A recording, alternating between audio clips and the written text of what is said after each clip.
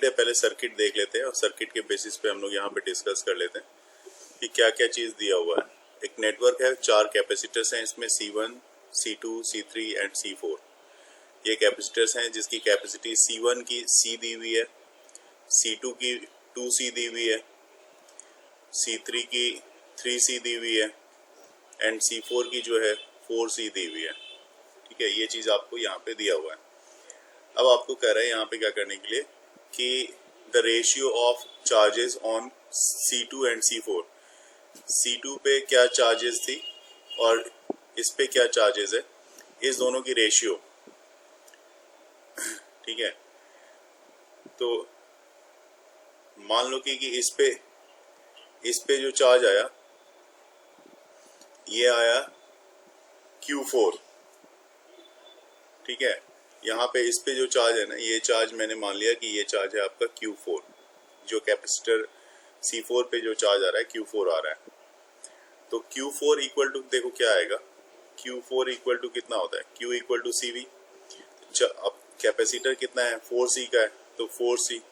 और इसकी पोटेंशियल कितनी होगी, यहाँ पे जैसे आपने पोटेंशियल V लिया हुआ है तो इसके अक्रॉस भी तो पोटेंशियल V ही होगी, तो इनटू आप V कर दो, तो ये हो गया 4CV का।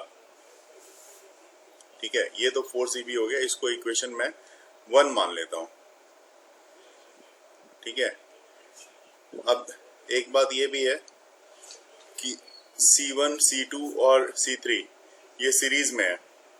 ठीक है, C1, C2 और C3 सब सीरीज में है। इसमें क्या होता है, इसमें एक जो बात कर लेते हैं हम लोग कि प्लस में कौन होता है, माइनस में कौन होगा। देखो, क्योंकि बैटरी का जो पॉजिटिव टर्मिनल्स है वो आपका ये वाला है, ये पॉजिटिव टर्मिनल इधर वाला, और इधर वाला निगेटिव है। ठीक है, तो इस तरफ का ये जो कैपेसिटर होगा इसका निगेटिव, ये पॉजिटिव प्लेट होगा और ये वाला निगेटिव प्लेट होगा। उसी तरह से इस तरफ वाला ये जो प्लेट होगा ये पॉजिटिव प्लेट होगा, ये निगेटिव होगा क्योंकि सीरीज में है।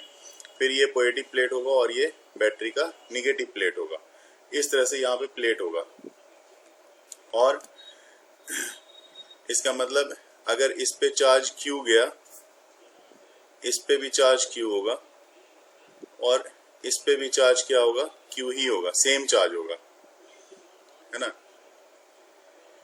तो अब यही चार्ज इधर है, यही चार्ज इधर है, सेम चार्ज स्टोर हो रहा है हर तरफ।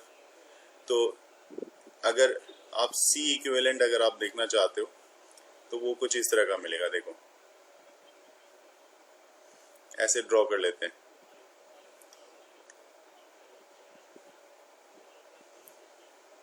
ऐसे समझने के लिए ऐसे कर लेते हैं, इसको ड्रॉ कर लिया।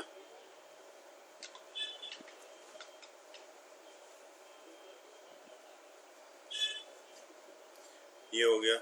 और यहाँ पे आपने मान लो कि यहाँ पे बैटरी लगा रखा है, यहाँ पे बैटरी लगा लेते हैं। ये बैटरी में एक छोटा है एक बड़ा है, ऐसा बना दिया। ठीक है, तो इस पे अब चार्ज को देखो आप, मान लो कि इस पे चार्ज, ये मैंने बताया कि ये चार्ज Q है। ठीक है, ऐसे मैं बता रहा हूँ, इस पे चार्ज Q है, ये भी चार्ज Q है। ठीक है, तो यहाँ पे पोटेंशियल जो होगी वो कैसे होगी, देखो पोटेंशियल V इक्वल टू, अगर पोटेंशियल इसका V है तो V इक्वल टू, अब हर एक के लिए अलग अलग देखना पड़ेगा आपको कि कैसे कैसे चार्ज ले रहा हो, है ना। तो वो देखेंगे यहाँ पे, ये जो अब मैं समझाने जा रहा हूँ ये बड़ा ही, है ना।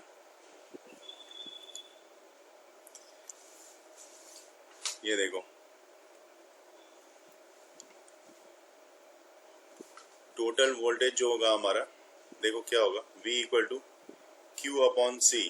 इसके अक्रॉस देखो, इसके अक्रॉस, पहले वाले के अक्रॉस, इसके अक्रॉस, पहला वाला जो आपका ये C1 है इसके अक्रॉस देख रहे हैं, तो इसका क्या है, ये हो गया Q अपॉन C। ठीक है, दूसरा देखो, दूसरे के अक्रॉस मतलब ये है, इसके अक्रॉस क्या होगा वोल्टेज, तो इस पे चार्ज तो Q ही है, लेकिन इसका कैपेसिटेंस कितना है, 2C है, तो ये हो गया Q बाई 2C। प्लस उसी तरह से इसके अक्रॉस क्या होगा, Q अपॉन 3C। ये नेट पोटेंशियल के इक्वल हो गया। आप Q कॉमन ले लो। ठीक है, तो Q का वैल्यू एक्चुअली यहाँ पे निकालना है। तो आप आसान काम करने के लिए आप करो, एक काम करो, अगर इसको थोड़ा आसान करना चाहते हो तो 6C से मल्टीप्लाई कर दो दोनों तरफ, ठीक है, दोनों ही तरफ 6C से मल्टीप्लाई करो। देखो अगर 6CV हो गया, यहाँ पे कितना हो जाएगा 6Q plus 3Q plus 2Q, ऐसा हो जाएगा। यहाँ पे 3 है, ठीक है, इस तरह का आ जाएगा। तो Q इक्वल टू कितना आ जाएगा यहाँ पे, Q इक्वल टू अगर आप देखोगे यहाँ पे तो 6 प्लस 3 9 प्लस 2 11Q। तो 11Q तो आपने यहाँ रख ही रखा है, 11 हो गया यहाँ पे।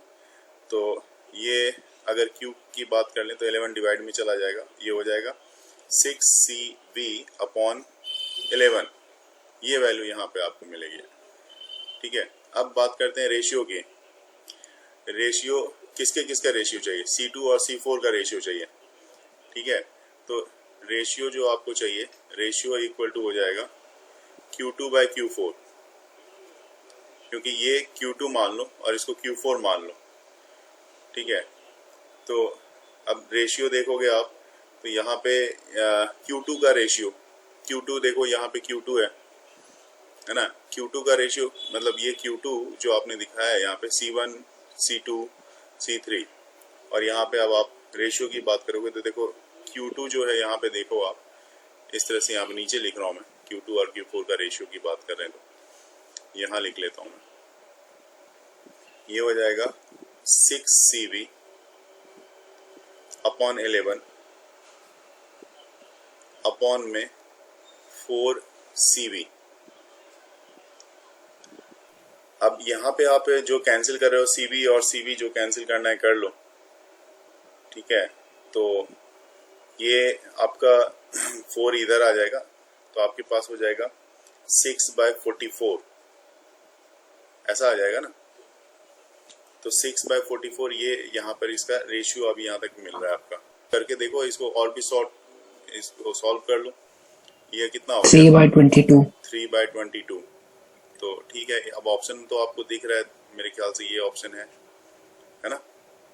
जैसे क्वेश्चन में कह रहा है कि if one of the 2 electrons of hydrogen molecules is removed we get a hydrogen molecular ions H2+ in the ground state of H2+. The 2 protons, यहाँ पे देखो आप 2 प्रोटॉन्स मैंने दिखाया है, 2 protons separated by roughly 1.5 angstrom, मतलब इस दोनों के बीच की जो गैप है वो 1.5 एंगस्ट्रॉम की है, इस तरह की गैप है।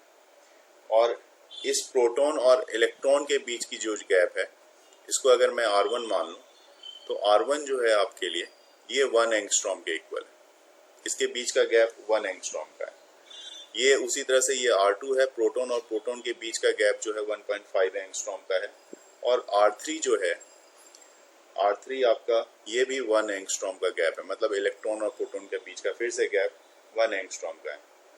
जबकि यहाँ पे जो चार्ज है ये माइनस में है, -Q।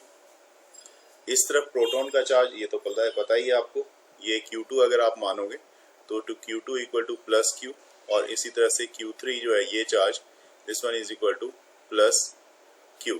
इस तरह से चार्जेस हैं BV।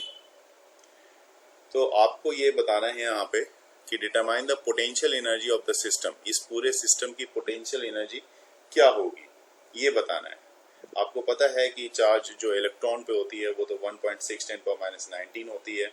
अगर प्लस में प्रोटॉन के लिए लेना है तो same amount of charge plus में लेना होगा, बस इतनी सी बात है, क्लियर सी बात है। Potential energy of the system के लिए आप यहाँ पे लिखोगे टोटल एनर्जी जो U है, this one is equal to, जो मैंने डिस्कस भी किया था इस तरह का कि इससे पहले वाली क्लास में, U12 पोटेंशियल एनर्जी पहले वाली जो क्लास है उसमें आप देख सकते हो 1 और 2 के बीच के लिए पोटेंशियल एनर्जी, 2 और 3 के लिए पोटेंशियल एनर्जी, एंड देन 1 और 3 के लिए पोटेंशियल एनर्जी। और इस सब में एक कॉमन सी चीज ये होगी, this one is equal to, आप यहाँ पे 1/4πε0 कॉमन ले लोगे और अंदर में आप यहाँ पे 1 और 2 है तो Q1 और Q2 तो इस तरफ आप लिख सकते हो Q1 by Q2 into divide में R1, क्योंकि इस दोनों के बीच की डिस्टेंस R1 की है, प्लस उसी तरह से दूसरे के लिए Q2 Q3 upon R2 plus Q1 Q3 upon R3। तो ये फार्मूला यहाँ पे अप्लाई होगा। और आपको पता है कि ये जो 1/4 पाई एप्सिलॉन नॉट है, इसके लिए तो आप वही करोगे, 9 इंटू 10⁻9 ही करोगे। तो क्यों ना इसको मैं 9 इंटू 10⁻9 लिख दूँ। इवन Q1 इंटू Q2, जैसा कि चार्ज देख रहे हो Q1 और Q1 Q2 हर किसी का चार्ज तो वही है जो प्लस में माइनस में, बस फर्क इतना सा है कि आप जब Q1 ले रहे थे तो Q1 जो है माइनस में है तो माइनस Q लोगे, इंटू Q2 लोगे तो Q2 प्लस में है क्योंकि प्रोटॉन है यहाँ पे, अपॉन डिस्टेंस, मतलब डिस्टेंस इसकी 1 इंटू 10⁻10 की होगी। उसी तरह से प्लस में Q2 Q3 लोगे तो दोनों पॉजिटिव चार्ज है यहाँ पे, तो Q इंटू Q लिख देता हूँ मैं, और डिस्टेंस जो है 1.5 इंटू 10⁻10 की होगी। फिर प्लस Q1 Q3, तो Q1 Q3 के लिए भी एक Q1 तो माइनस में है, Q3 प्लस में है। और ध्यान रखना पड़ेगा, ये सारा चीज़ जो है बिल्कुल अच्छे से ध्यान रखना पड़ेगा। अब और 10⁻10 ये आ जाएगा। तो अब जो है यहाँ पे आप जो वैल्यू है अगर कहा जाए तो ये चार्ज है, इलेक्ट्रॉन है, एक प्लस में एक माइनस है, तो 9 इंटू 10⁻9 ये तो है ही, साथ ही साथ इसको आप E² लिख लो, E² लिख लो, क्योंकि अगर यहाँ से मैंने निकाल दिया तो यहाँ पे सिर्फ माइनस बचेगा, ठीक है। और साथ ही साथ ये भी मैं काम कर देता हूँ, 10⁻10 सब में है तो अपॉन में यहाँ पे मैं 10⁻10 में कर देता हूँ, सबके कॉमन इसमें भी आ जाएगा, ताकि यहाँ पे हमारे पास सिर्फ बचेगा -1 पहले वाले में, दूसरे वाले में बचेगा 1/1.5 और तीसरे वाले में बचने वाला है आपके पास सिर्फ -1, ठीक है। तो ये टर्म्स आपके पास बच रहा है। अल्टीमेटली आप यहाँ पे जब सॉल्व करेंगे और 9 इंटू 10⁻9 इंटू इलेक्ट्रॉन की वैल्यू रखोगे 1.6 इंटू 10⁻19, इसकी स्क्वायरिंग हो जाएगी और ये हो जाएगा, इसको आप लिख सकते हो 1.5 है, तो इसको सॉल्व करोगे ये -1 -1 -1 -1 -2 हो जाएगा। और इसको अगर सॉल्व किया जाए तो ऊपर 10 और कैंसिल किया जाए तो 5 3 जा 15 और 5 2 जा 10, 2/3, तो 2/3 ये प्लस में 3 2 जा 6 माइनस ये मतलब -4/3 आ रहे हैं यहाँ पे, तो इसको सॉल्व करके -4/3 आप यहाँ पे सीधा लिख दो, ठीक है। स्टेप्स बच जाएगा और उसके बाद आप इसको पूरा कैलकुलेशन करके सिर्फ रिजल्ट देखना है कि आप रिजल्ट देखो कितना आता है। चलिए इसकी जो वैल्यू आ रही है वो मैं बता देता हूँ, लगभग ये आ जाएगी माइनस में 19.2 इलेक्ट्रॉन वोल्ट की, यही इसका रिजल्ट होगा।